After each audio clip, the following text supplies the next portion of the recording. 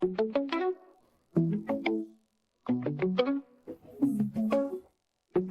Convos, come on in, have a seat, stay a while, take a load of vibe into the beat. We can just chill, have a drink, say what's on our mind. Never know what you're thinking, hey, it could be neat. Fear is everywhere, in your mind, on the street, in the earth, in the stars. Scary things you left for free. What you gotta say about it? Having fun, you and me. If you got nowhere to go, no place to be, just relax, have a chat, but don't think it's therapy. If you get too afraid, there's a door you can leave. Good night and be well, maybe talk again. We'll see. Good night and be well. Maybe talk again. We'll see. You can night be well. Maybe talk again. We'll see. Welcome back, my dainty dowdy darlings, to another episode of Horror Convos, a casual, relaxing, and occasionally funny podcast where we choose one horror topic per episode and discuss anything related to it that we want. Movies, TV, novels, comics, video games, radio dramas, personal experiences, nothing is off limits here. I often have guests join as we share our opinions and compare examples that portray the subject.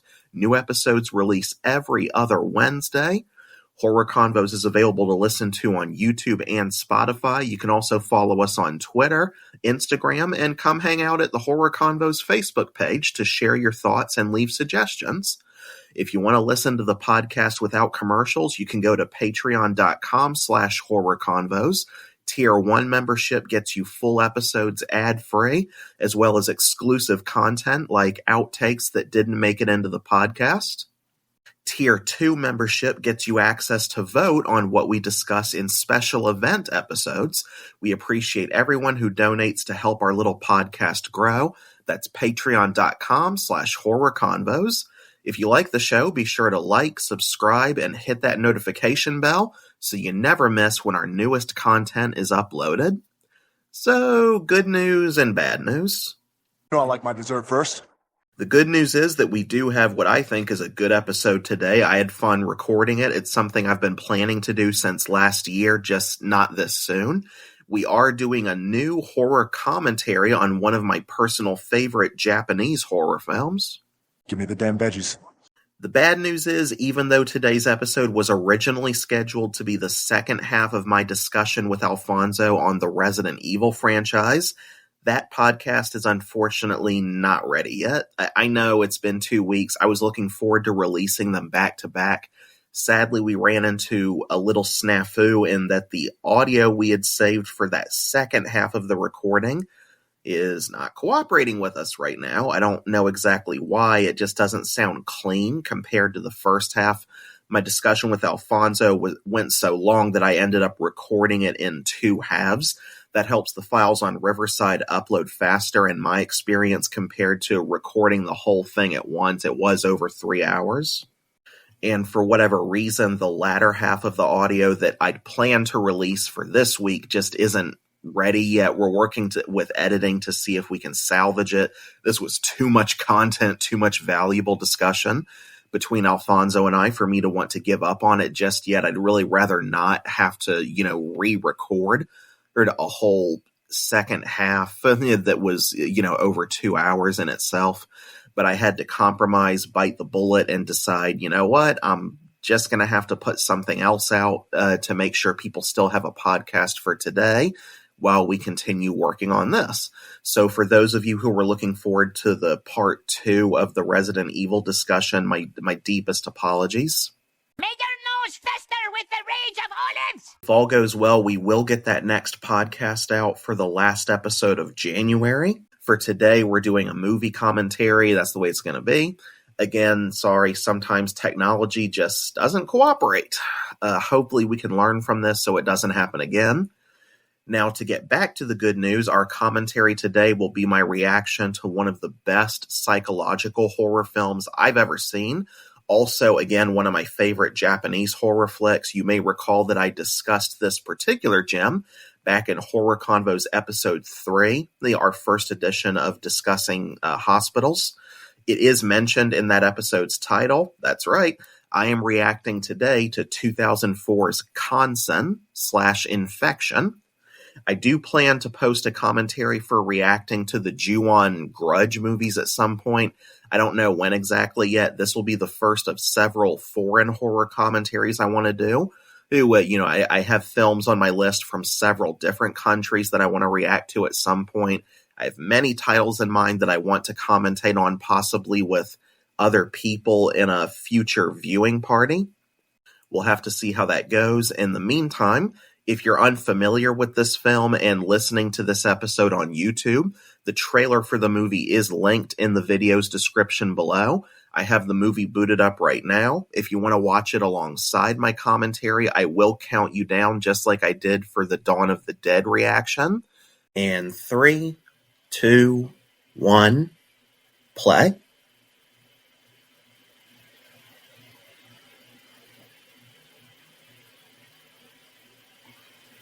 Lionsgate.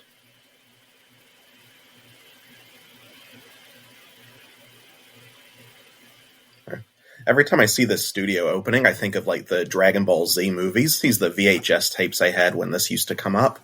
But some of them were this, others it was the other one where it like shows the ocean crashing against the rocks, and you have the logo that will come up when along with the intro music starting.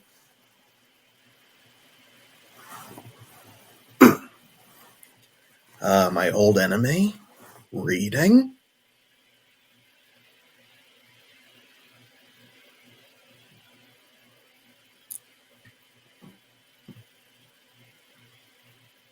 Bring out your dead. Black rash generally isn't a good sign. Oh, I always love this title card, or the way they like bring it up, like germ vapor, infection.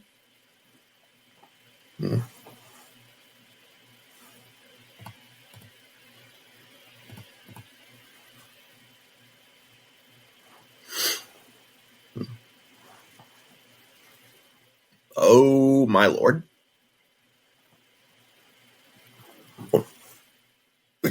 No shit. Yeah, don't tell me the obvious.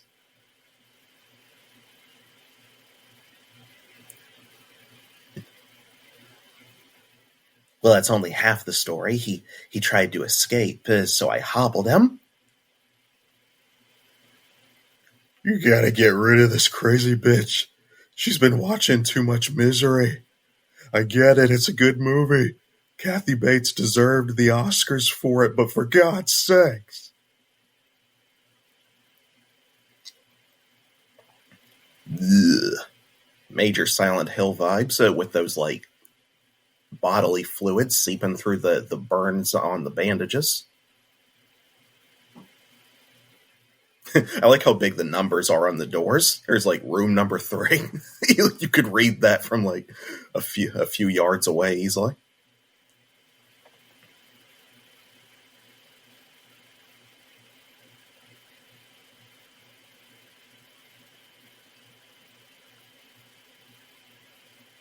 What part of recession do you not understand, honey?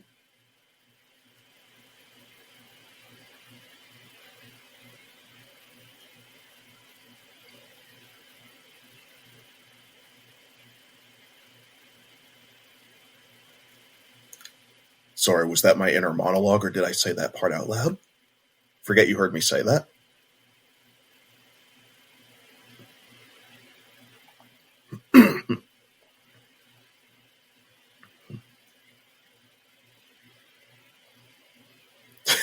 Accurate representation of a hospital waiting room in a nutshell. God, the last couple times I had to go to the hospital, it was never for anything serious, thankfully, but it's like, my mom and I would be sitting in that room for literally up to 4 hours. There's even when the room was half empty. It's like you could tell that they were understaffed at the time. This was around when actually I think it was just after the pandemic had begun to wind down. But even then, it's like the hospital we usually go to, it's just, you could never get in here quickly for anything.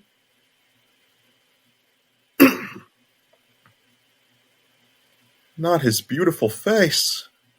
How will he ever work in the industry again? Sorry, I know it's hard to make, like, funny commentary for, like, the first act of this movie. Admittedly, it is kind of a slow burn, but once it gets going, then I'm sure I'll have more material to go off of. It's just, yeah, it starts off almost as kind of like a slice of life, like dramatic Japanese soap opera kind of thing that happens to be set in a hospital. Yeah.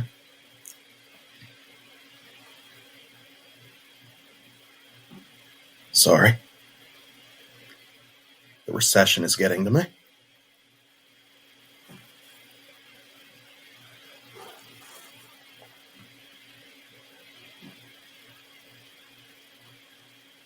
If he only had a brain.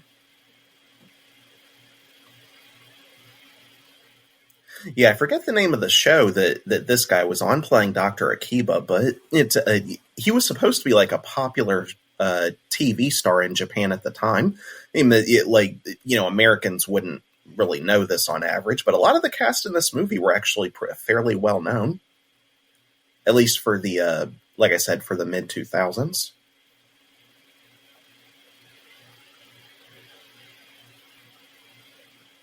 I tell you, if you were to remake this movie, like, please God, don't ever give it an American remake. Because, like I talked about that before, I do not think it would translate well outside of the context of the Japanese setting and culture. But if you were to remake it and set it during the early 2020s, I really think it would be just as relevant today as it was back then. I don't know what part of Japan this is supposed to be set in exactly. Yeah, I do know that it's supposed to be a very small, underfunded hospital. Well, so I think I can only assume this would be out in rural Japan, and like the areas where you would have a consistent patient population, and for the area that it's in. And so a lot of them would probably be some of the same people. I mean, these could be people that the staff would see in everyday life before they were admitted, which really could add some more emotional weight to, what you're supposed to do with them when the hospital's so underfunded. Head nurse was talking about, oh, we got to send some of them home. They probably know several of these people. They may even know some of their relatives or kids. So it's like, even without that context, of course, it's a difficult situation to decide, well, who should we send home? Like Dr. Akiba was addressing earlier, but it's got to be so much worse when you know some of these people personally and you have like an investment in them.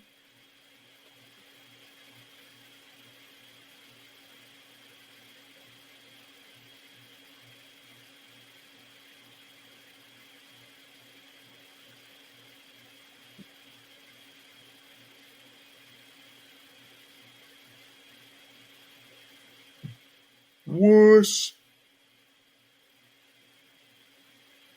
Give him the drugs, man.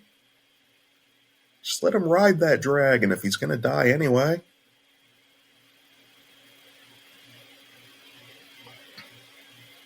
That's on my personal playlist right there. Know that song anywhere?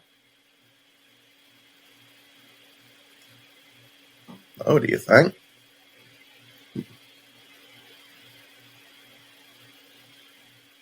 Long enough. I love the style of music in this movie, how it can start off so smooth and then ratchet up the tension at a moment's notice. I ain't writing one more page for you, you crazy ass bitch.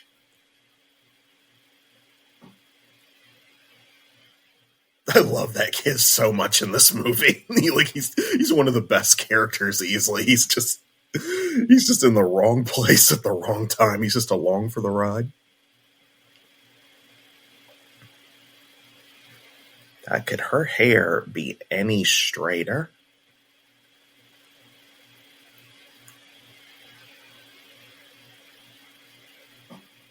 I mean, seriously, look at how straight her hair is brushed. Ugh.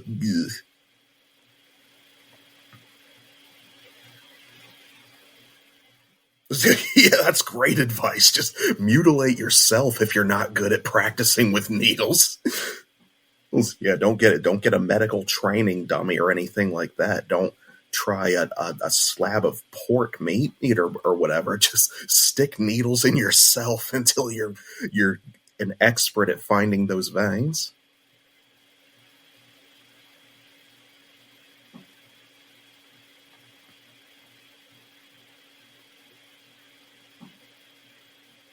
Yeah, I love that whistling music that they do when it cuts to the ambulance, and it's like it's just so, I don't know what kind of sounds they're using for some of this. Those might be flutes that they're using for the ambulance music, but it's so eerie. Whole soundtrack for this movie is just like very well done in my opinion, in terms of just instantly making you uncomfortable and just it continually, like I said, just ratcheting up the dread.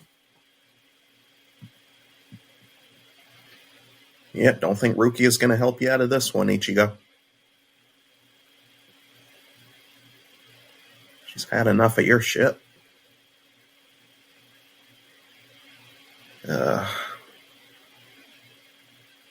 This character always makes me sad. Back when I volunteered at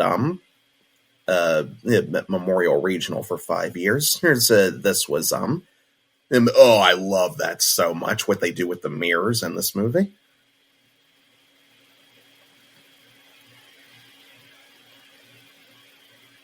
But but when I was a volunteer, I had to sit with a dementia patient and for a few minutes, and he thought I was someone else, and so I just kind of sat with him to make him feel comfortable. I didn't really try to make conversation with him. I was afraid of saying the wrong thing.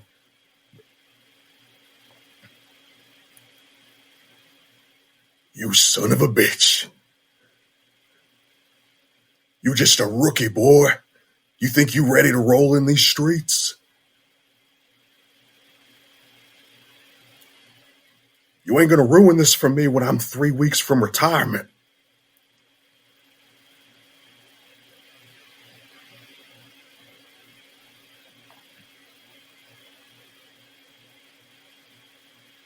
Well, how ambitious does he need to be? Like, what should he aspire to do exactly? Yeah, you're just totally incompetent. Now I'm going to take a nap assuming that you'll just stay right here and not get in any trouble. I'm not even going to report you to the staff or anything.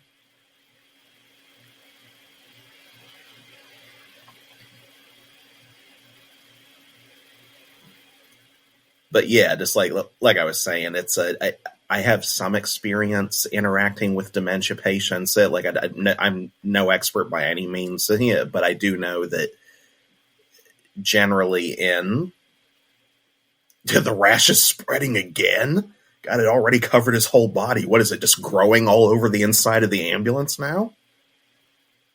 Just imagine, like, they just open the ambulance doors and it's like black mold, like it's just covering everything and it just spills out. Yeah.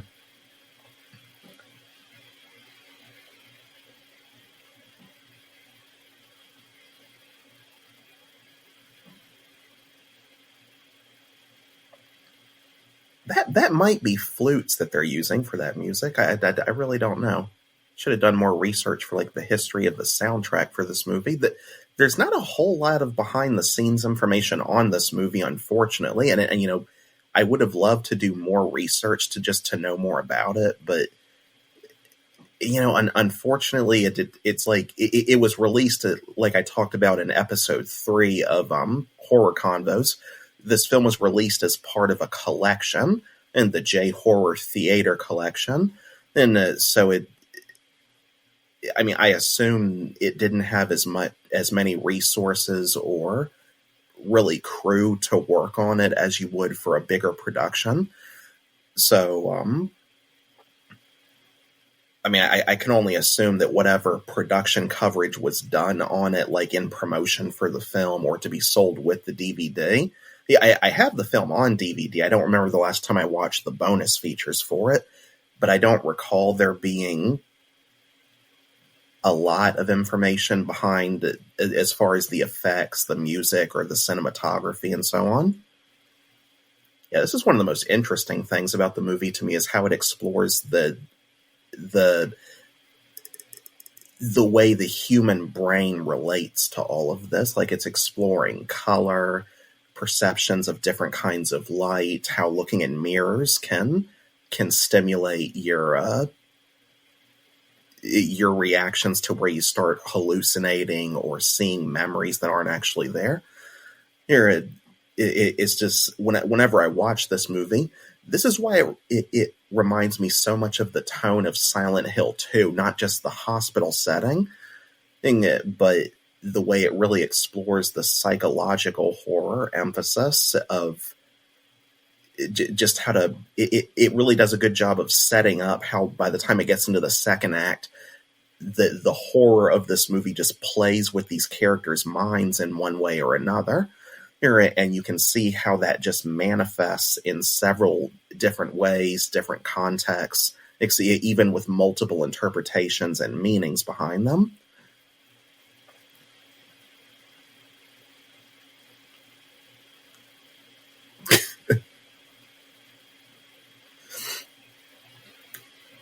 Working 9 to 5, what a way to make a living. Yeah, I love how the movie starts off in daylight, where it looks initially like, it's still a rundown hospital, but it looks more like there's more life and hope in it. It's like that's a rule with horror in general.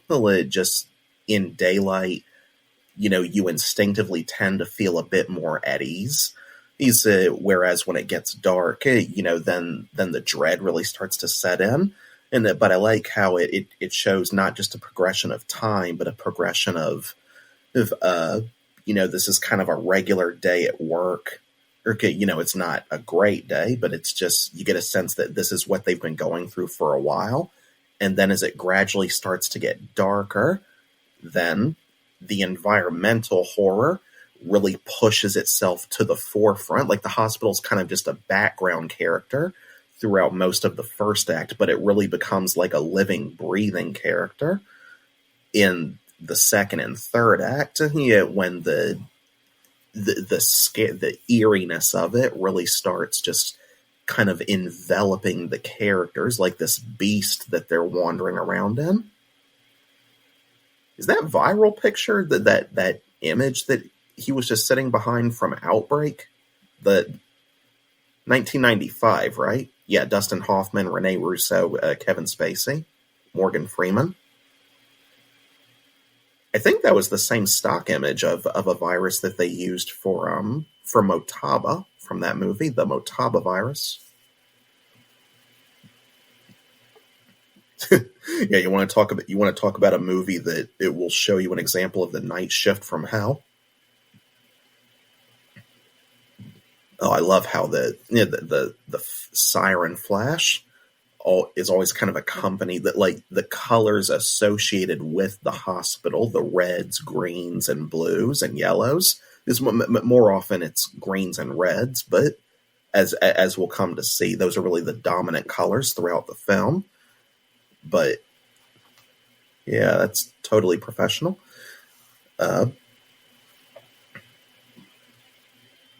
Seriously, that's your first concern? Not the fact that she was sticking herself?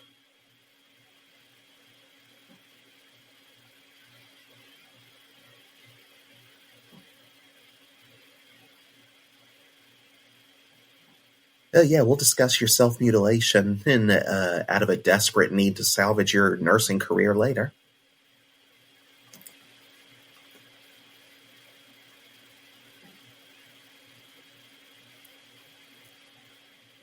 What part of overbooked are you not understanding?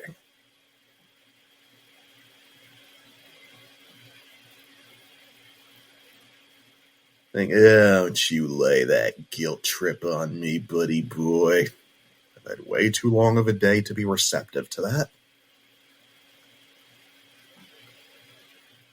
You think I care if I live? I'm not sure I want to get through tonight.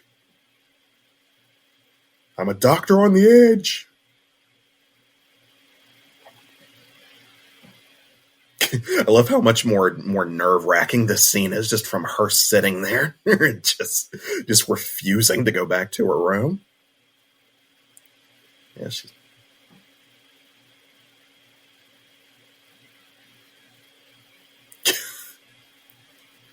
yeah, this poor lady. She's just a child in a granny's body.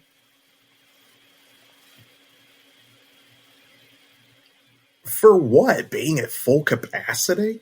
Like, what would you report them for?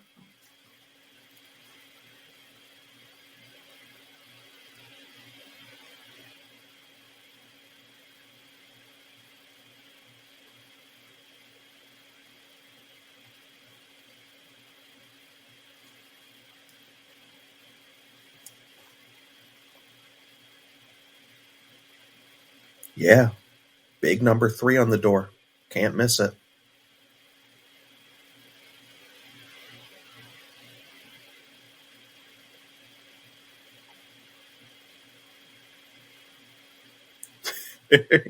She can't help it. It's so damn funny, apparently.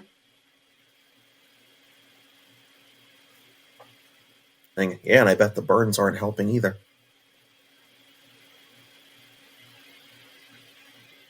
Or would hematoma be a medical term that relates to burns in this case? Do not expect me to state medical terms or anything medicine related accurately. Like, I am just completely talking out of my ass, cheeks fully spread. I was just a volunteer. I took people to and from places. Like, I was with General Services. We mostly just admitted and discharged patients. Let's see.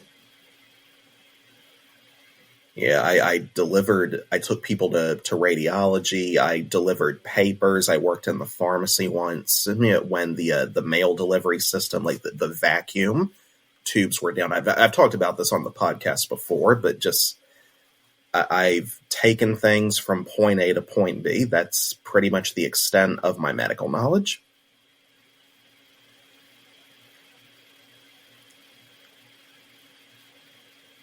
Yeah, give her another quarter to ride the horsey. Did he say clear? Yeah, I love the background music right here. It is just like selling the madness of what a high pressure situation this would be in, and how like see right there, it's just they're already exhausted, and this whole high stress situation on top of that. It's just, God, I have so much sympathy for overworked doctors and nurses. Like, especially post 2020, just you really get a whole new appreciation for just what a thankless job working in medicine is most of the time.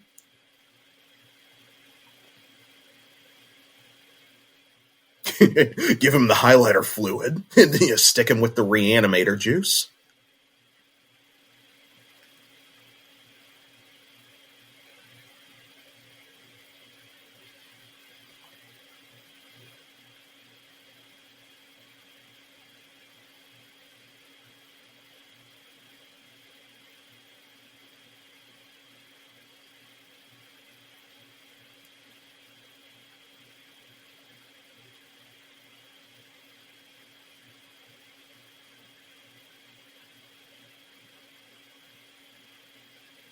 Uh-oh, we're in trouble. Yep, someone came along and just burst their bubble.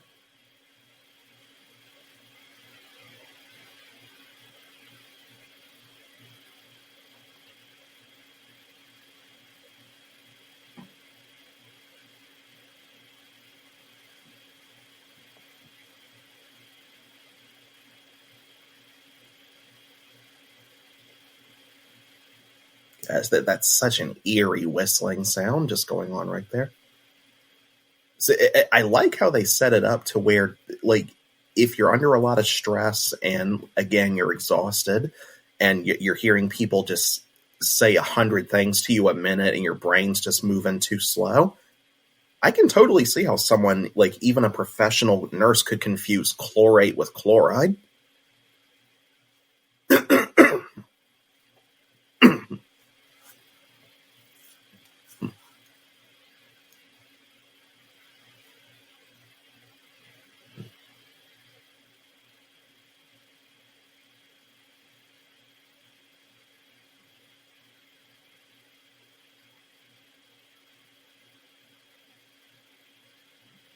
Uh-oh. Getting a little I know what you did last summer situation going here.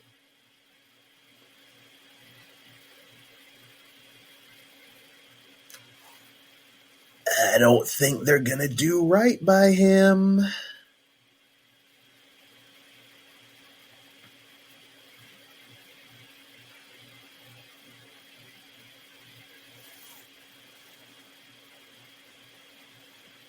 Yep. Yep, you can see Dr. Weasel there.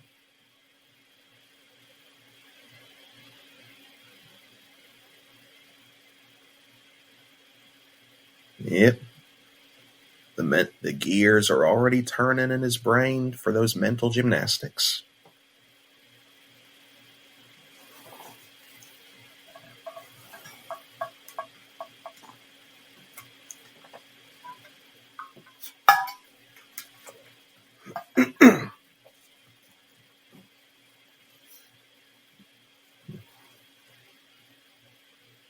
Oh, thank God nobody injected Drano. Can you imagine?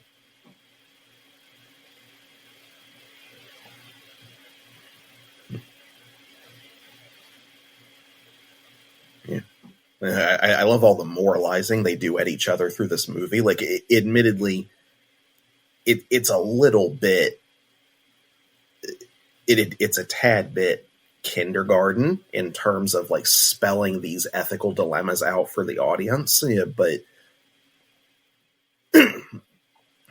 dang throat.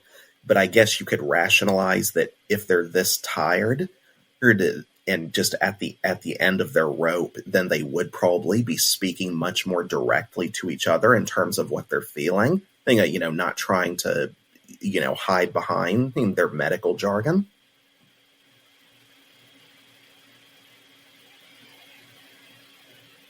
Do you want us to lose the only A-lister we have in this cast?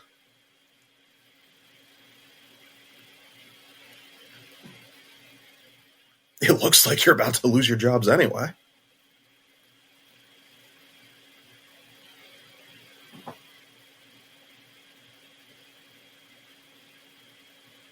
I don't know exactly how true that would be for all of them. I'm pretty sure the doctors would take most of the blame, just by... Unfortunately, like, I'm not saying that's right or fair, but I mean, if you're the doctor, then compared to the nurse, Dr. Akiba would definitely take the brunt of it if it turned into a press scandal. Whether he claimed responsibility or not.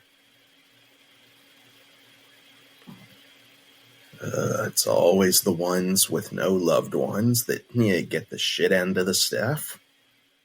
The shit end of the staff. God, of all the things to say.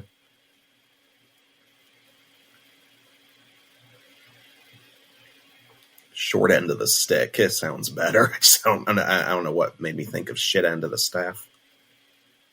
I am so sorry that the commentary is not very good right now. Like, I swear I swear that you get more material to work with once the plot really kicks off. It's just the first act, like it's really kicking off into the second act pretty much around this point. But yeah, it's just, there's not a whole lot to say, when the movies really getting going. Or until the movie gets going, I should say. Yeah, now we're starting to get into the meat and potatoes of it. This is really if you pay attention to the story, this is really the catalyst for, like, everything that the characters go through, not just with the main mystery of it all, but their individual demons confronting them.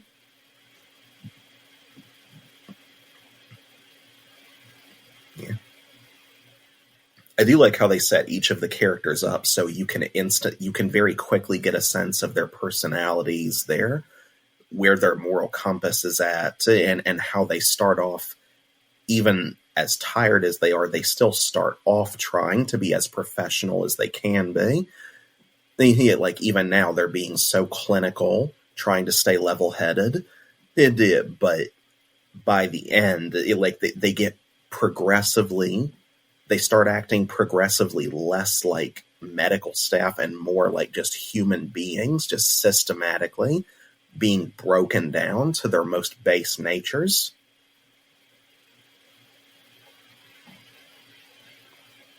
Yeah, the door with the big number 5 on it. Did you miss that one too? It's a dumb joke. I just love how big the numbers are on these doors.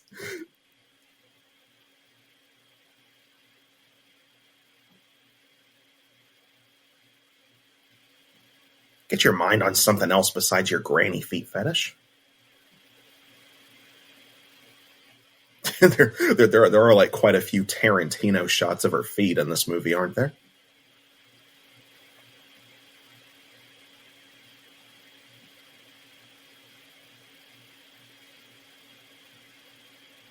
Oh, I love that shot. Oh, this long hallway shot too. I love these long corridor shots that really, and especially later in the movie, you really get a sense of the environmental isolation atmosphere and how it really just makes the hospital feel like an endless maze. It's almost like a liminal space kind of effect, where it's like you get a sense of the layout of the hospital as it goes on, and like they really flesh out the character of it as a building more and more, to where if you contextualize everything you saw in the movie, you could build a pretty good map layout of what the whole place was like. But even with that knowledge, knowing that in real life it's just a building, the way they film it, and the way they really linger on certain shots, you really just get this feeling that, it almost feels like its own little world, like its own dimension that they're trapped in. Again, very much like Brookhaven Hospital in Silent Hill.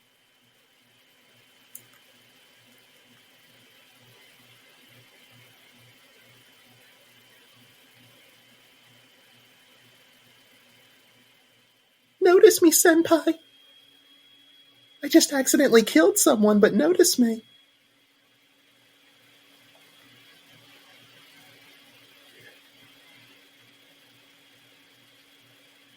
And his paperwork said that he was admitted on Taco Tuesday, so this is going to take a while. We're not careful, he might fart his way right off the table.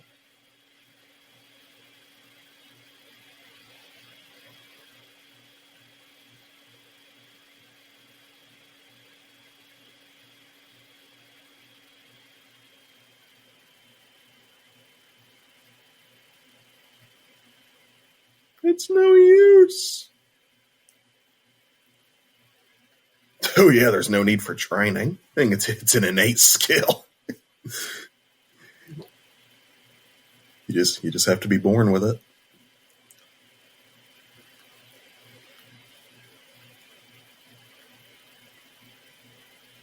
Yeah, you're really saying more about the standards of the place that you're in, which is not really giving yourself many compliments.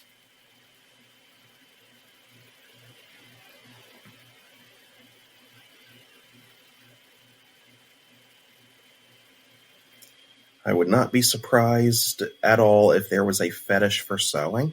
It's just, it seems like, you've heard of Rule 34. If it exists, there is porn of it. I'm sure there's another rule that if it exists, there is a fetish for it. Yeah, humans are just that freaky. Even back when we were all acting like we were all proper and classy and borderline prudish. Yeah, good old wholesome American family. No kinkiness whatsoever. Right.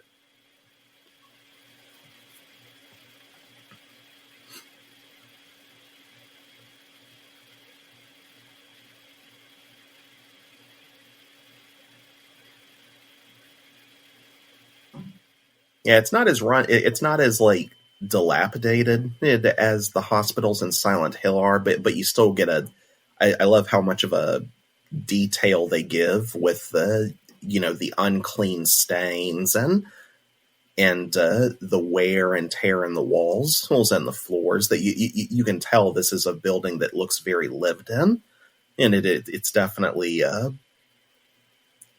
not a new looking hospital by any stretch. I mean, even right here, it's just with that lighting, you just even when there's no overt marks on the floors or walls, you can just tell that it's a very lived in building.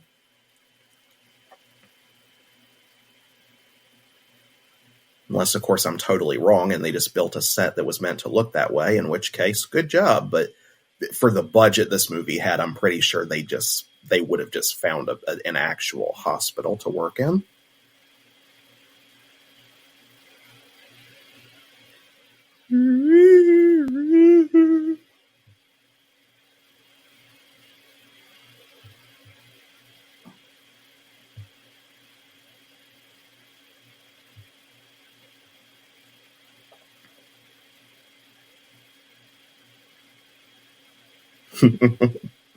Can't go wrong with a creaky door. This fucking guy. I tell you, perfect casting thing if you wanted like a creepy doctor stereotype. I love how he gestures like a video game character. Just like holding his hand out with all the fingers extended so slowly. Yeah, it's like old school like Hammer horror or posturing.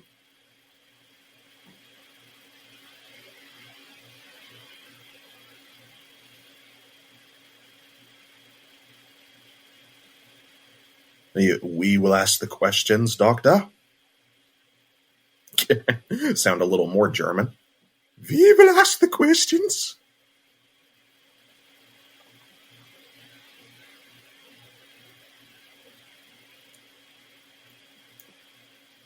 I swear, am I the only one who still instantly mixes up, like anytime you see the word contusion used, or not see, but hear it used in a medical show, like TV, movies, whatever, it's just anytime I hear or read the word contusion, my brain instantly goes to confusion. Is that just me? Someone else who was admitted on Taco Tuesday. I don't know what the equivalent to that would be in Japan. Don't expect me to be culturally, politically correct. If I have to choose between having fun commentary and politically correct commentary, well, you know which one of those the algorithms tend to favor. God, I love how much they don't show in this movie. Like just the sound there gives you so much for just to stoke your imagination. And it, like, whether his skin is melting off, or if it's like the veins are pulsing with juices, if they actually showed it, I think that would take a lot of the impact out of it. It's in terms of just really selling the body horror. I mean, it's one of the few cases a movie like this where the body horror actually works better from a conceptual standpoint, precisely because of how little of it you see. And, it sounds paradoxical, but that really is, I think, a big factor to why it works in this case. It's kind of like Jaws, it's a monster movie where you see so little of the monster, but it's because of that the shark's presence leaves such a strong impact throughout the film, so that the moments when you actually do see something carry that much more weight as a payoff.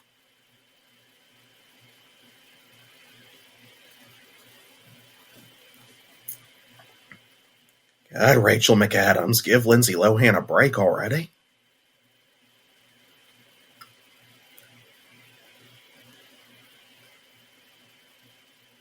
Or would she be the Lacey Chabert in this scenario? I don't know, whichever one of them is most emotionally fragile. Amanda Seyfried, maybe?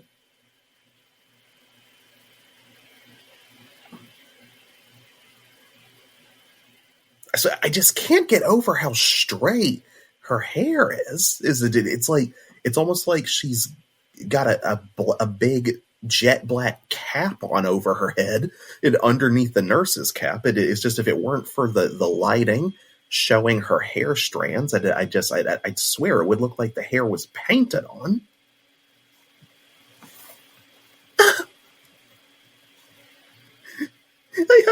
I'm running into this wall and crying.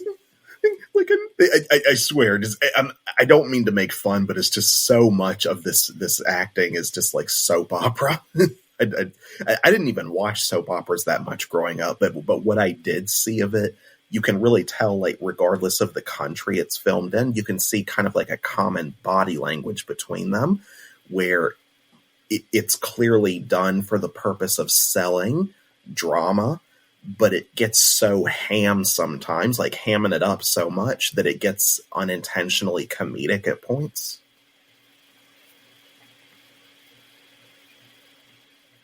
Yeah, you'll discover it all right. You're looking at this guy with no protective clothing or safety goggles or masks on whatsoever. They're like, you should be treating this like a biohazard patient at the CDC or whatever, and you're just, your eyes, noses, mouths are all exposed. It's just, I mean, the guy in the ambulance flat out told you this guy might be infectious, and you're just taking no precaution whatsoever when you're in the same room as him.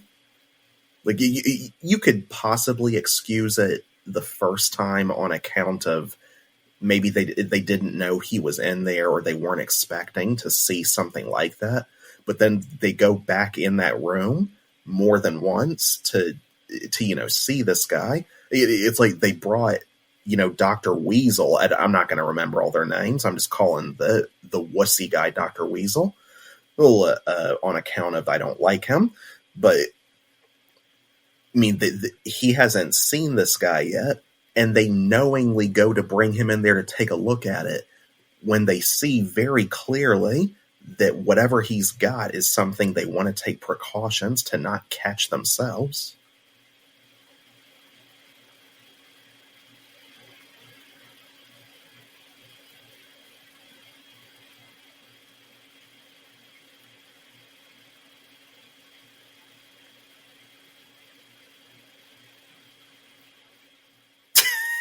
At that point, I think I would have just said, screw that. God, screw you guys. I'm going home. Yeah, I can live with losing my job or even getting reported for malpractice. You're not going to have me around that kind of shit. Oh, did you see that? The figure that just kind of looked like smoke just walking by the door window?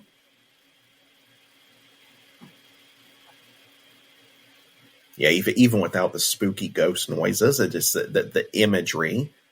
There's so many of the scares in this movie are just so subtle with the visuals. It is just so effective. This looks exactly like one of those random dead bodies you'd see in Silent Hill. Yeah.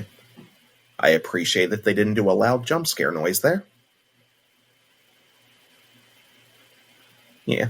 See, when you set it up well enough in the actual filming with the shot and the right angling, thing. You don't need loud, booming jump scare noises. Like a good fake out jump scare works perfectly fine with silence.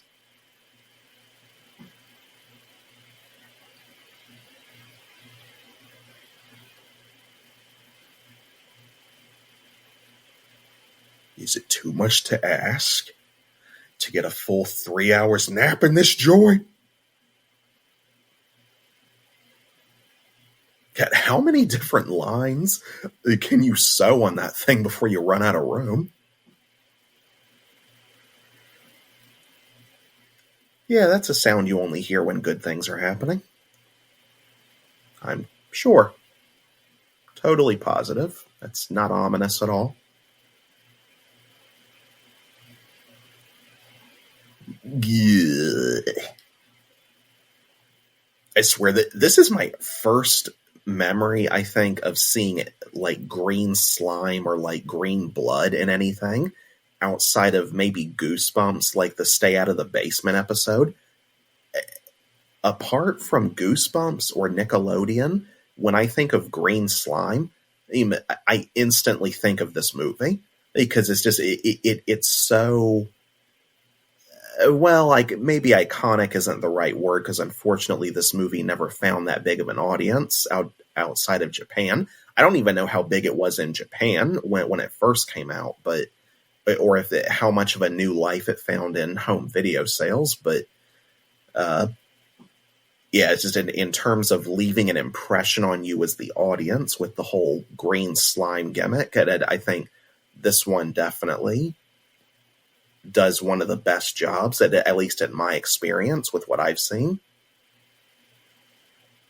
Yeah, and it does it in a way that makes it feel so putrid and real that like it's like bile or something. I think it just mixing with rotting blood or whatever.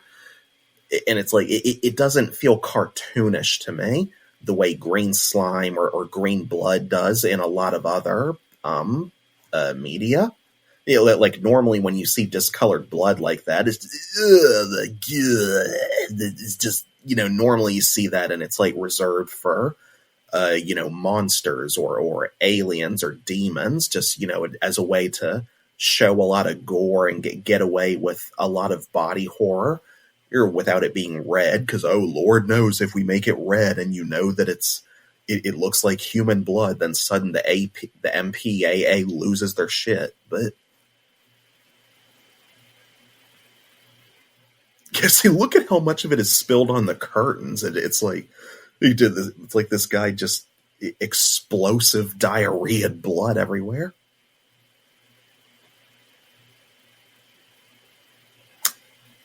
Well, if I had to hazard a guess, I would say he went onto the floor.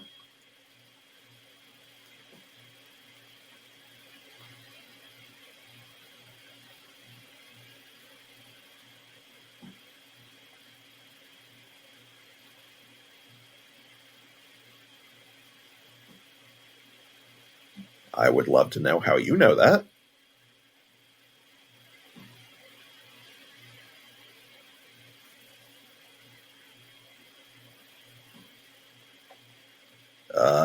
See, right here is where the movie really gets going, in my opinion. And I remember as a kid, the first time I watched this was where I really started to get spooked, because I'm just like, oh my God, what is this guy? Where is this guy?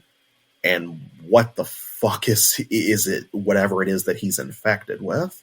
It's like the first time you watch this movie, it really kind of throws you for a loop with how many meanings there are to the title, because it's like the tagline is "evil is contagious," but this is what I was talking about. It's dark now, and they're searching around the hospital for this guy, and get another one of those long corridor shots. There's barely any light, and it's just, it really sells, and especially the use of color. God, going from the grays and the greens to the blues and then you see the reds here and there, especially with the neon signs, and it's just the hospital really starts to feel more and more alive and just eroding. Yeah, see, if it especially works, I think, because there are so few rooms they show on camera with windows. So it feels more oppressive, like a prison, and you get so few shots, especially from this point onward, that give you a glimpse into the outside world. So you really get a sense that, these characters could leave anytime they want to, but apart from feeling trapped by the stakes of the situation they're in, not wanting to try to get away with their little cover-up that they got going here, while also trying to, find this quarantine patient who's escaped, you also get this atmospheric, tonal sense of they couldn't leave if they wanted to, because they're just trapped in this otherworldly hospital where it's just gradually consuming them. Not physically consuming them. I mean, at least not yet, but just like the walls are just closing in on them mentally. So they do that so many times. It just a character just walks up with perfect stealth and just appears in frame.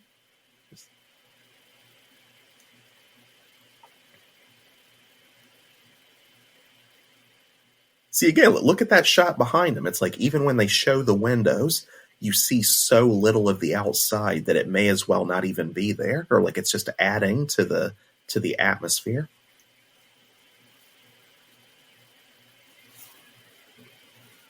They're like the crew of the Nostromo, just trying to figure out where the xenomorph is.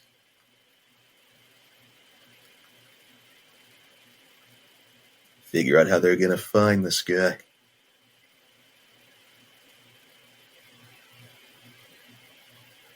Yeah. I love how it starts off as a true crime cover up. Well, not true crime, but it looks like something that could plausibly happen if the hospital staff were desperate enough to want to hide something, a mistake that could cost them their jobs. But it starts off like kind of a more down to earth story. Then it gets into this medical mystery, kind of sci-fi stuff. And then when you finally get the twist reveal for what's really going on, no spoilers yet, but it's just, it really runs the gamut between genres in terms of, what kind of story is this? What the heck is going on? What does it all mean? When you recontextualize all of it, it adds up to such a psychological horror roller coaster in terms of not just how cerebral it gets, but how many times it kind of throws you. Every time you think you figured out what kind of movie you're watching, it does a left turn yet again. And suddenly the story just enters whole new territory.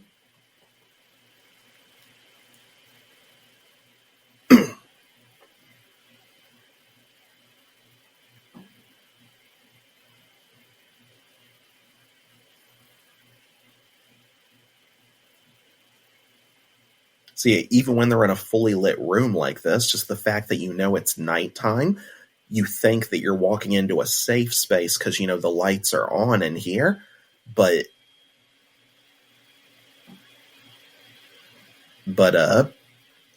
you still just the environmental storytelling in the movie just gradually wears you down, and it erodes away any sense of safety or security until you just feel like nowhere in this hospital, in no room, lights on or lights off, nowhere does it feel like anything is going to be all right. You need to see, oh, look at the greens and match it with the reds and the yellows. See, just these colors are a driving theme throughout the movie. So that's a pretty good effect, how they kind of digitize those burns in.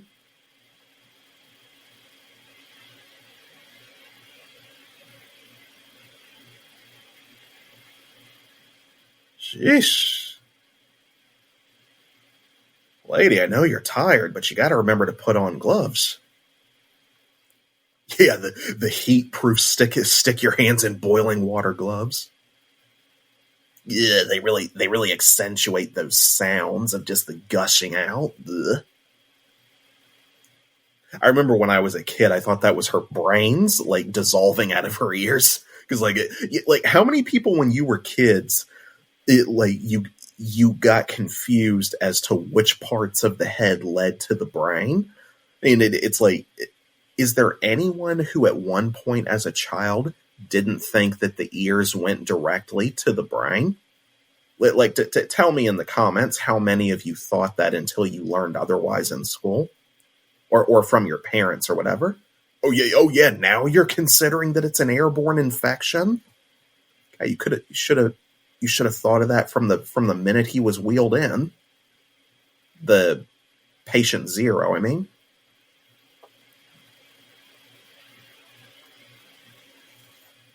Ozumi, that's the guy's name. I've seen this movie so many times. It's just I'm terrible at remembering names. Names that no, not just Japanese names. Well, you people who love to jump to assume racism. I struggle remembering all names of all kinds equally. Nowhere's safe.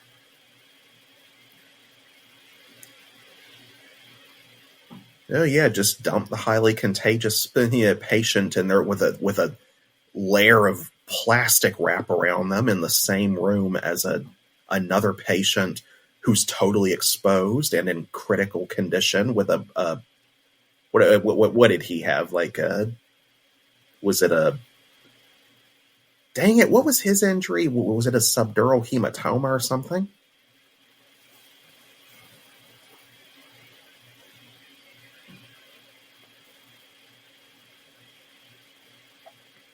Yeah, they're discussing the infection themselves, but they don't bother to tell everyone else about it until it's too late. Dang, that gas must be strong if it's popping buttons off. God, I remember the first time I saw this scene, like her guts dissolving out of her, like this scene fucked me up so badly as a kid. It got her hand coming out of the plastic wrap. It's just that's got to be such a horrible way to go. Just melting while you're still alive. Yeah. Saw 6 is a pretty good example of that too. Just the ending of that film. Oh yeah, you should have assumed it was strong enough to spread, you fucking idiots. God, with a disease like that, I would jump straight to maybe not jump straight to assuming the worst, but just all of them? For those of you who get that Dragon Ball reference, you passed the test and we can be friends. Yeah, just cover your mouth up with a frickin' mask. This kid that isn't even doesn't even cover your face.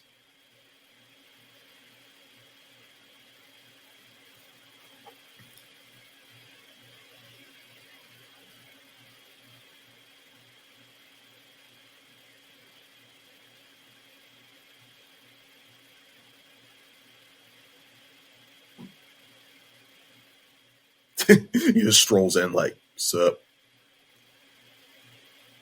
Oh, wow, that's crazy. Same symptoms? He's so nonchalant about all this. He's like Willy Wonka, just like, with Gene Wilder's monotone, just like, stop, no, come back.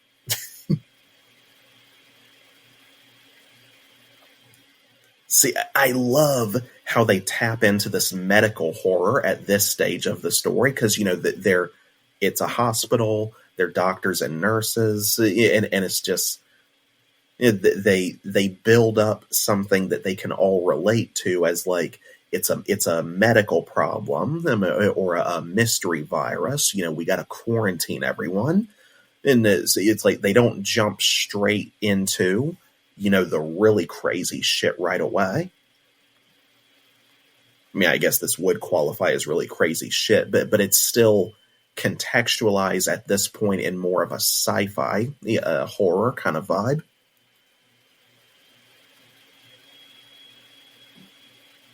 Yeah. Yep. Yeah, you lasted a lot longer than I would have. God, I'll tell you that. I do not ever want to know what a dead body smells like as long as I live, because I am someone who enjoys food. I have an appetite. I always have. I would never be able to forget that smell as long as I live. It's like some things I don't need to know. I love these fade out scenes, just dissolving into, someone's looking in this part of the hospital, someone else is looking through here. And it's just, unless you really pay attention to the details, like if you can read all the signs and stuff, you really feel like this hospital is it just seems to be going on forever. That green nauseating light on it, bouncing off of her is just, the air in this movie just looks so thick, almost like there's smog just flowing through it. It's such an oppressive atmosphere. Or see, going again into the blues, you're going into those. You're transitioning so naturally between those nauseating greens that reflect the idea of death and decay, the reds, that are malevolence, and maybe you can interpret that as hell, and then you get into the blues that are just like, it's so cold and lifeless and hopeless. God. I love how little music there is in this movie, too. It's like so much of the scariest parts in here. Again, very Silent Hill-ish, just with how much of it is just, you have nothing but the environmental sounds wants to go on. And other than that, it's just this just eerie silence. Deadly silence, one might say, for Resident Evil fans.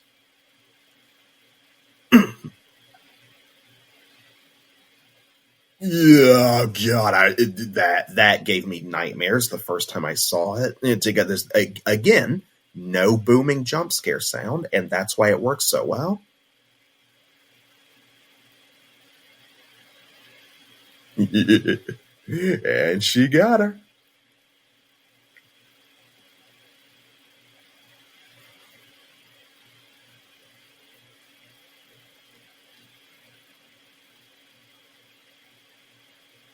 Is that laughter I hear? Well, whoever that is, I must break their spirit, because that's what I do. That's my whole character.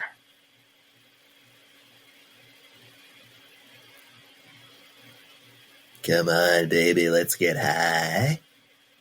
You want to hit this joint?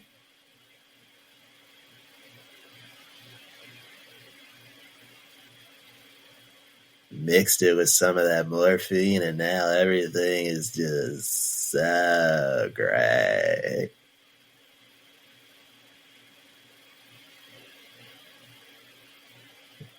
Don't you stick that syringe in your leg. You want to know what I am? You want to see what my life is? It was one of the best parts of Ricky Bobby. Oh, man.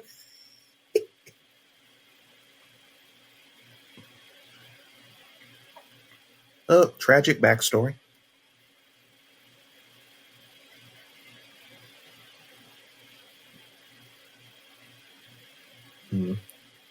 Yeah, I had mild asthma when I was a kid. My sister had it worse than I did. I tried an inhaler at one point. It didn't do anything for me, so I stopped using it. My sister used one longer than I did, but I don't. I mean, she doesn't need one now, as far as I know. But yeah, I do like how they really, like I said before, as the story goes on, they really humanize the medical staff much more. Just to go into their motivations for like why you would want to work in this field, and how much pressure it is to be perfect, and how people judge you so harshly when you make a mistake.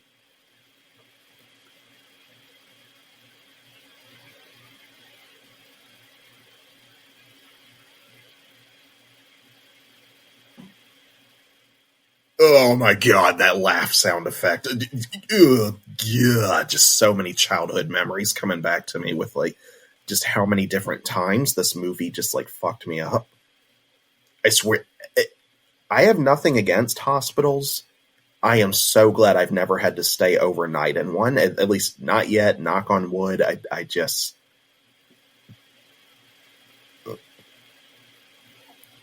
Good. You want to talk about the ultimate movie to just put you off of hospitals? Right in the fake boobs. I'm sorry, I couldn't resist. I just started binging a Nip Tuck on our streaming services. Great show if you haven't seen it, by the way. Yeah, I highly recommend it. Dylan Walsh, Julian McCormick, whatever his name was, the guy who played Doctor Doom in the Fox Fantastic Four films. Yeah, would you believe that was my introduction to the character? Like I read a few comics here and there growing up. I did not read hardly any Fantastic Four, so I knew like nothing about Doctor Doom aside from what he looked like.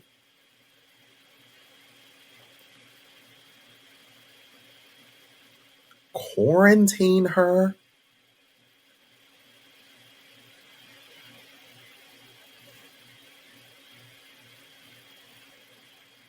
Contusion, that's what it was.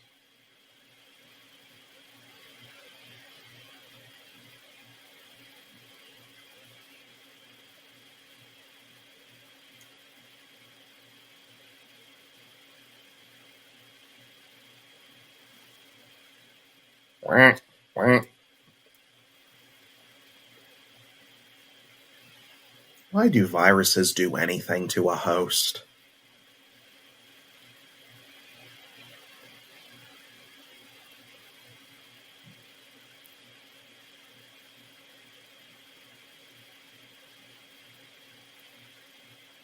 Yeah, restructuring it into pea soup.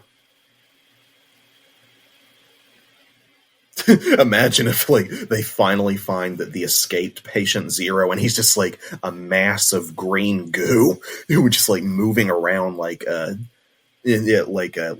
green slimy version of the liquid metal Terminator.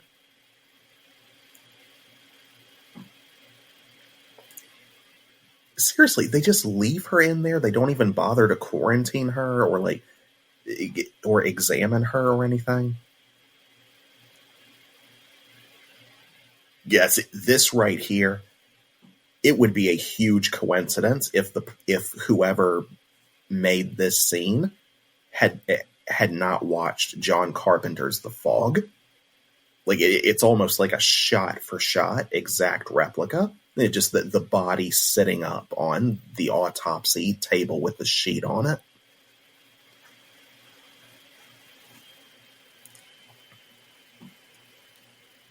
Kind of doing that already.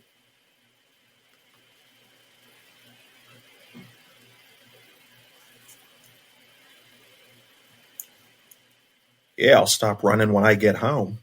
Or when I get to another hospital, that's when I'll stop running.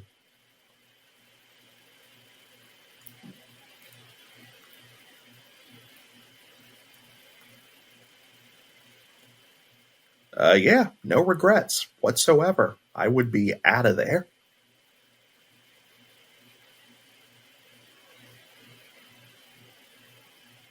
Why?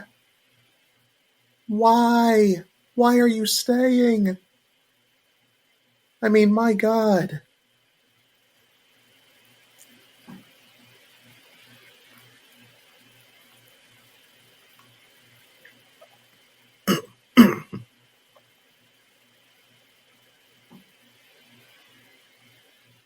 I swear he's like autistic or something. Just like he's off somehow. He's neurodivergent just with the way he acts.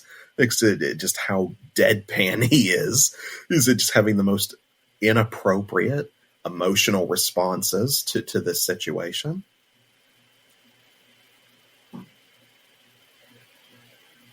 Waxing such philosophy.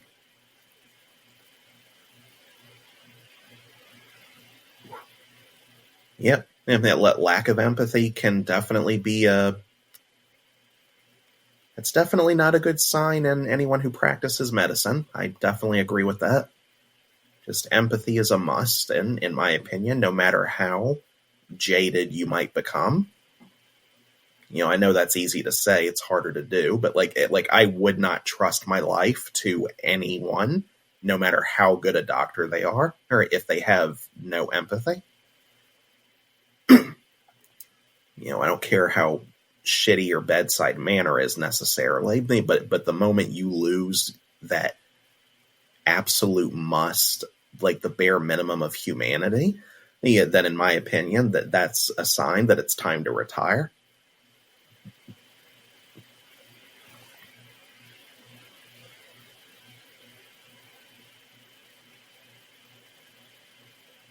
And again, with like those perfect outside window shots, just you don't see anything out there. It's almost like ethereal, like a light from the afterlife coming in, especially when, you have this vision she's seeing of the dead patient's mother, the mother of the patient, that the burn victim whose death they're trying to cover up. Or at least, I keep saying that the nature of how he died. Oh my god, it's a vampire.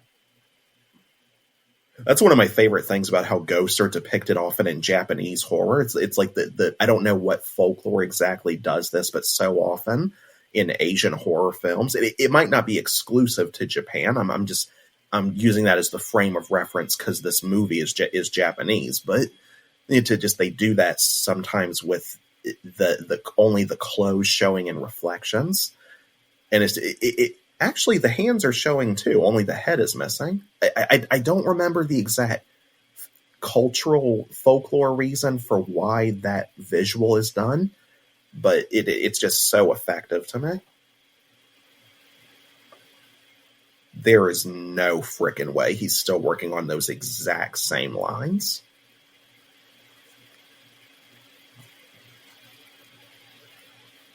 I mean, how many slabs of practice flesh would he have done those same lines of sewing on at this point?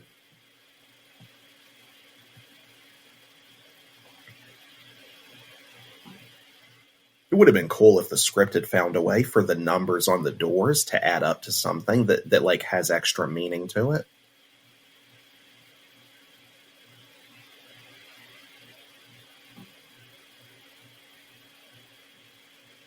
Yeah, good luck eating at a time like that.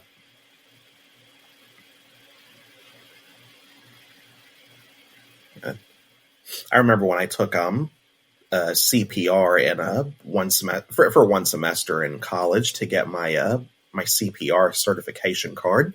I asked our instructor. He used to work at a clinic, and I asked him what it was like the first time he used CPR on a real person after he graduated from working on dummies. And I'll never forget what he told me. He said the first person he ever used it on ended up dying, even though he did everything he could. And he was so shaken up by it, he ran to tell the nurses what had just happened. They were all on their lunch break eating their sandwiches. So he runs in there and he tells them what had happened, and they look at him so deadpan, just like, okay, thanks for telling us. And they just go right back to eating their sandwiches. They didn't show any emotion at all in their reactions. Like in their defense, he did say that, that they were tired. They were so used to working in this environment, but it's just he just didn't want to end up like that. So another great horror shot. Just that sudden visual. But yeah, he said he didn't want to end up jaded like that when it came to dealing with human life, so he ended up leaving the clinic, and he actually became a physical fitness instructor for a while, and then he went into teaching CPR. So his career took a turn or two. a couple turns before he found the job that he wanted to do.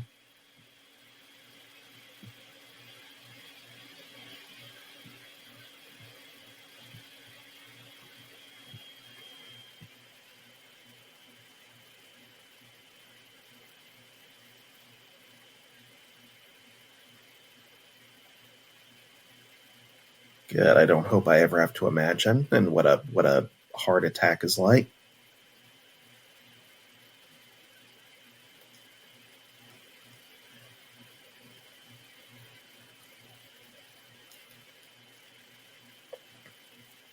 Yeah. See, I will say this for Ozumi.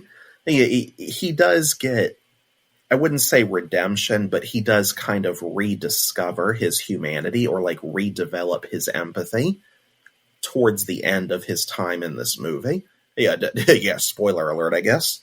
But I do like that his character doesn't go out as a jaded, emotionally distant robot.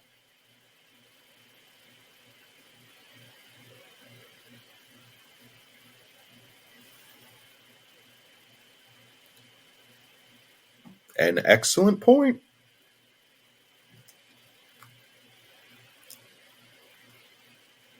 What, you couldn't have started with that?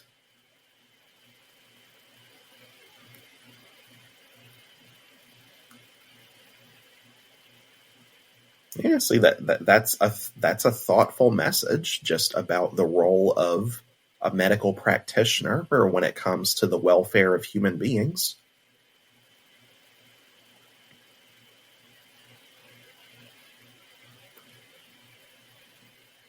Guy, you couldn't find some way to kill him a little quicker?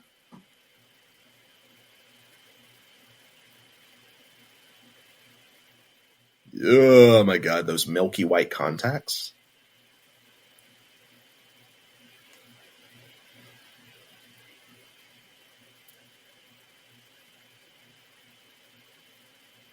Yeah.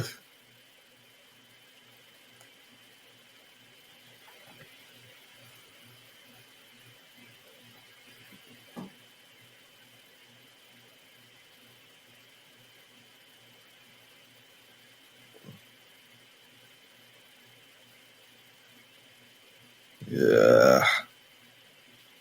You're just leaking green everywhere. What do you want me to do? I don't know what to do for a headache. What do you think I am, some kind of doctor? Yeah, those like just refracting lenses or whatever they are.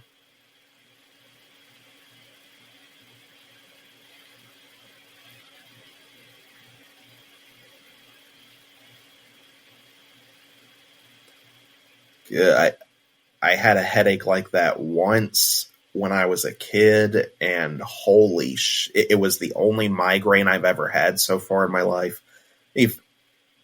And holy shit, did it hurt? I mean, like, unless you've had it, got another long hallway shot. I just love it. Unless you have had a migraine, it is a whole other league from a headache. Just you do not understand unless you've actually felt it. It's I hear people describe it in different ways, but it's just another one of those ghostly shots. This poor kid. God, I love how he's the only one in the movie that hasn't been affected by any of this so far. And one interpretation I've heard is that one of the reasons he manages to survive this, another spoiler, is that he was one of the only characters who was an innocent soul. Like, he did no harm to anyone, even unintentionally. Yeah, that is some Jew-on shit right there.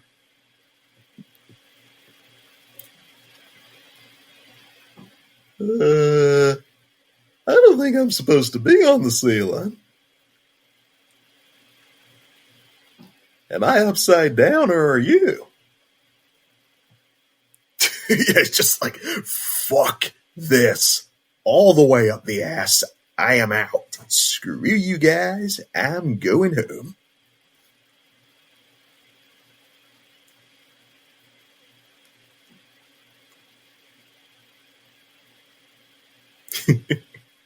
I love how they start talking like all like they're in a trance to give like a warning sign that they're infected.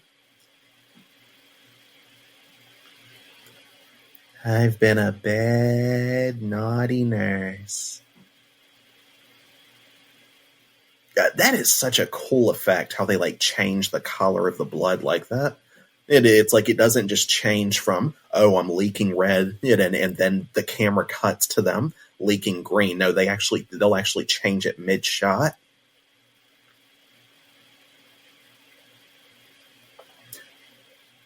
Only thing that would make this better, I think, is if you were to remake this movie and you reimagine this character with her guts melted out, actually show her walking with join us. I'm just getting Evil Dead vibes now. But it's like, imagine if she was walking and her nurse uniform was like melted open, and her whole stomach cavity is just like dripping empty. You see her pelvis, her maybe her uterine lining or her spine, and somehow, even with all that, she's still walking. Maybe.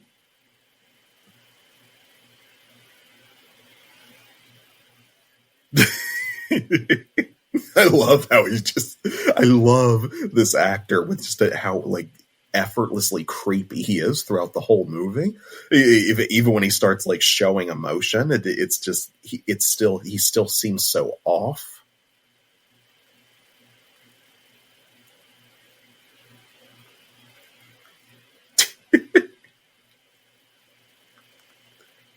Yeah, this is one of the best twist reveals I've ever seen in a horror movie. Like, it's convoluted the more you watch it, but I remember the first time I saw this, it's just as the pieces were all coming together, it's just like Dr. Akiba, when he's coming to this realization of what's going on, and when the reveal finally comes, it's just like you may have a different opinion. You may not like the way this movie ends. For me, it was one of the best mind fucks I've ever experienced for like a psychological horror story.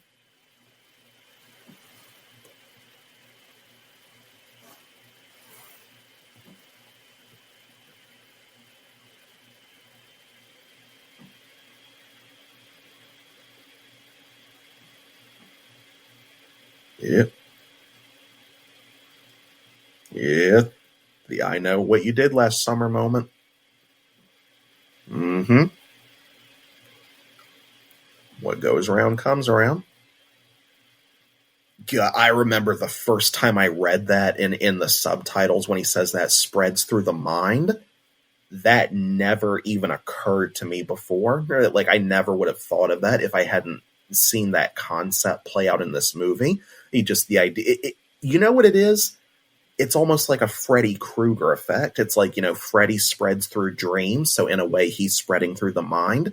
So this is basically, what if you turned Freddy Krueger into a virus and made him spread from subconscious to subconscious through it, and like playing on the character's guilt and insecurities while doing it until it just transforms and consumes them, like the gangrene that patient zero was used to visualize. See, and notice how it's dawn now. So it's like, again, you kind of get that false hope that, oh, hey, maybe things are back to normal now, and it was all in their heads. Well, I wouldn't say chatting exactly. It was more like I was accusing him of conspiracy to commit mass murder.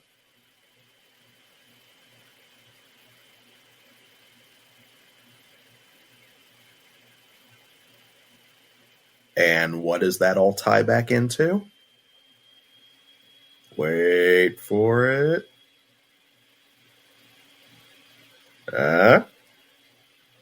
Here it comes. And pull the camera back. Booyah! The mirror! They set that up so well with the granny. And I love how everything in this movie comes full circle. Just whoever wrote this, I forget the name of the screenwriter, just masterful script in terms of tying everything together. Like, again, it gets a little convoluted toward the end, but it's just so well thought out how everything here has a purpose. Everything that you see in the first and second act, it comes back around again somehow later, or it gets recontextualized. And it's just, not enough people, more people need to watch this movie, because it's just such, it's no masterpiece. I wouldn't go that far. Like, it's not The Ring, it's not Jew on the Grudge, but it's just for a B movie, it's just such a well thought out script in terms of how everything connects together in the end.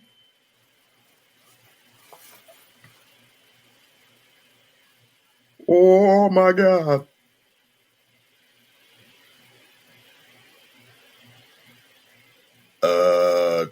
I can explain. Yeah, I do like that he puts the scalpel down right away instead of just like waving it around, that not paying attention to how it's still in his hand and while he's raving.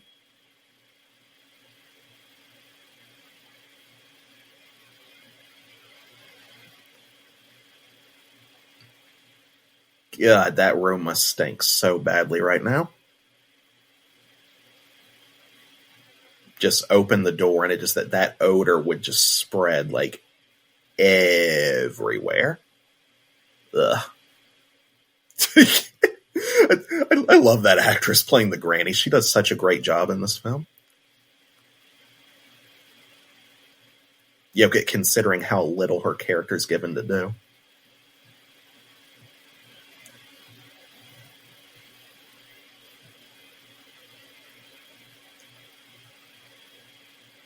Wait a minute. But if he's a Kai, and I'm a Kai, I saw myself in the mirror as a Kai, so then that means that's not true. That's impossible. Magic mirror. Magic mirror.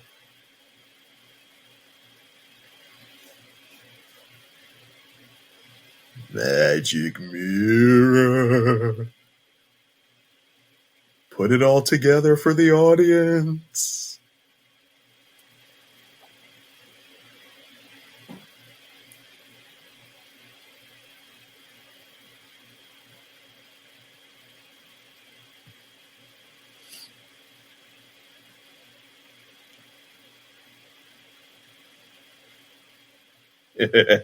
It's a real kind of Fight Club twist, isn't it?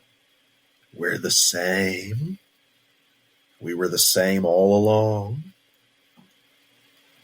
Yeah, this is one of the few stories I've seen that does the, two characters were the same person all along twist, just as well as Fight Club.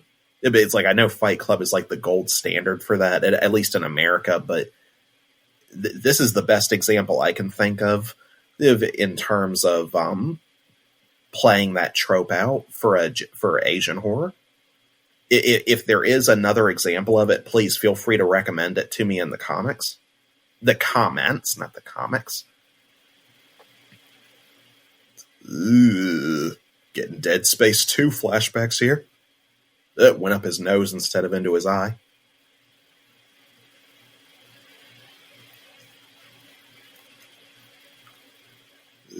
Getting a little woozy.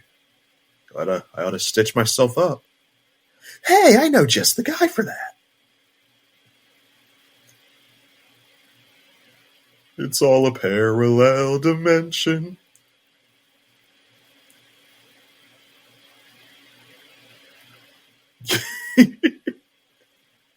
I love how well that just the music and his reaction just like sells the insanity of this. Just like your whole perception of reality is crumbling.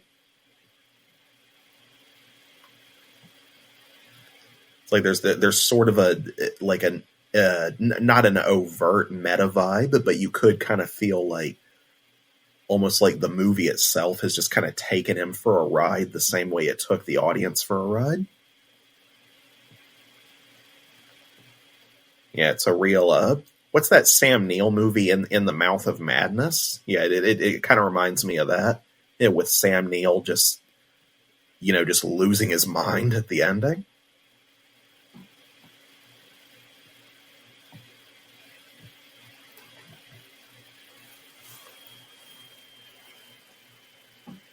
Ugh.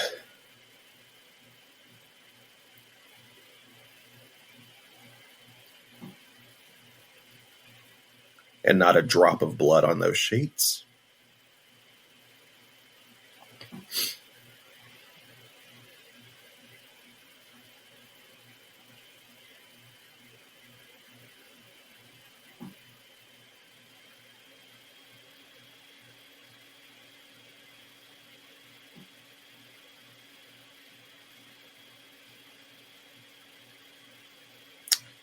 Well, I would say that's very good suturing.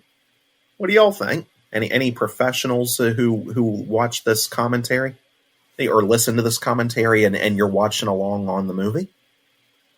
Yeah, what do you think of that craftsmanship?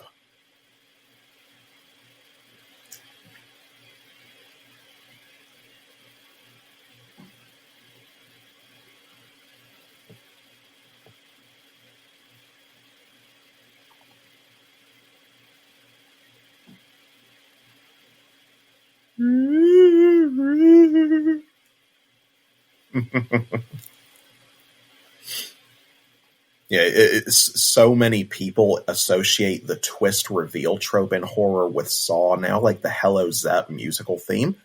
You could play that over the ending of this whole movie, at least up through the Dr. Akiba is Dr. Akai reveal. Well, and it would fit so perfectly, especially considering that this movie came out the same year as the first Saw. I don't know which twist reveal I would say is better, the ending of this movie or the ending of the first Saw film. I would say I'd probably have to go with the first Saw just because I think that movie's ending was easier to understand. The writing made everything a little clearer. It wasn't the ending in this film, I think, leaves more up to interpretation just because some of the details don't quite add up all the way. Like the more you think about it, you could easily pick this apart in this movie, but I guess you could do the same thing with Saw, but I would argue that Saw holds up better against that scrutiny. At least where the important story beats are concerned.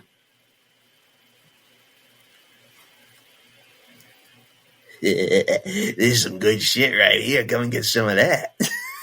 Can you imagine, like, the whole thing happened just because they smoked some bad pot?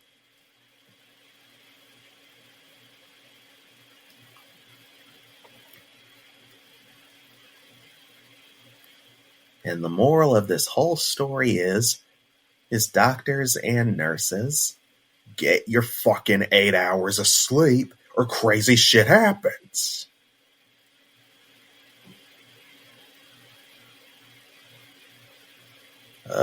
There's that red light again.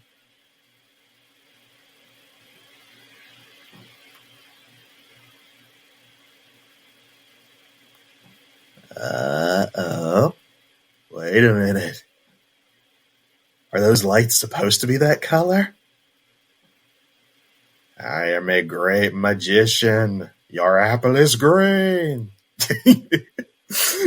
I could not resist that. Any Kung Pao Enter the Fist fans out there?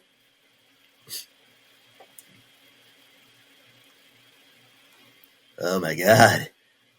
It's all reversed. Either I've gone colorblind or shit just went sideways.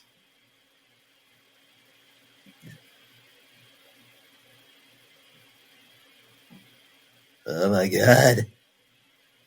I've got poison ivy powers.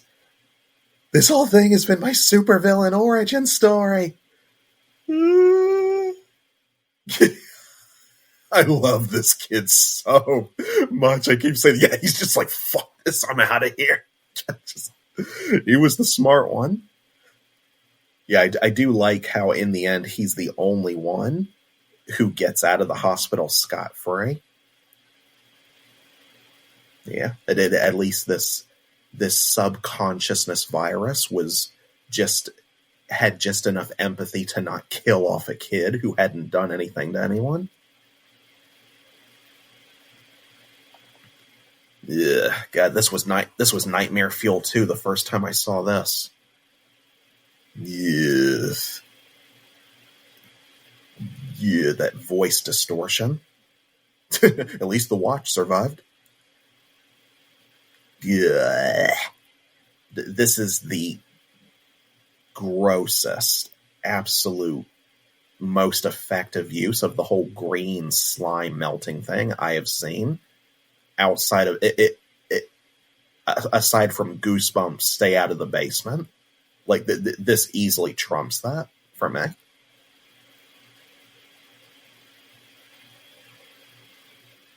Yeah, one last jump scare. I love this song so much. Yeah, I got it saved to my personal playlist. Ever since the first time I saw this movie, I just it is so just perfect. To comparison to Silent Hill, this whole movie feels so Silent Hill-ish, all the way down to having this like bop of a Japanese pop rock song to finish it off. Just like the intro themes for the especially Silent Hill 3. I would argue the tone of this song is most comparable to the intro theme for that game, the song You're Not Here.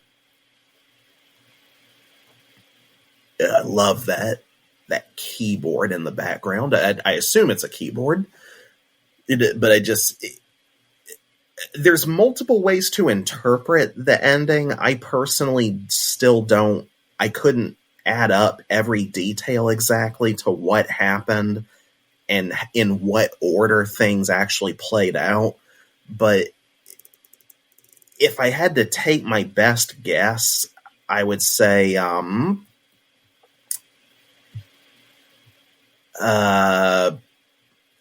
guess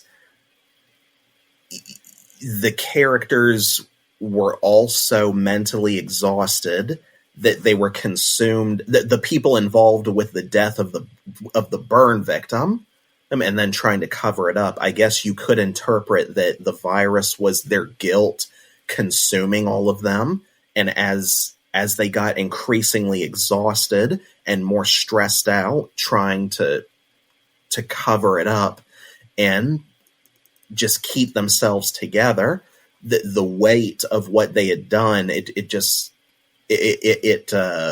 overwhelmed all of them one by one. So the guilt really manifests itself in the form of this mysterious patient with a mystery virus and this whole grand conspiracy.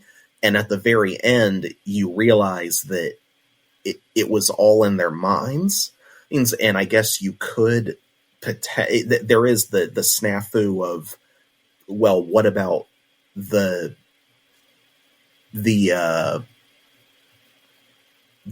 lady who came in at the very end, the head nurse practitioner, or the psychiatrist, whatever her job was, who came in at the very end, and then suddenly she's bleeding green too, and it's like, well, why would this guilt curse start to affect her? Or, is it just a curse that happens within the hospital itself to anyone who comes inside?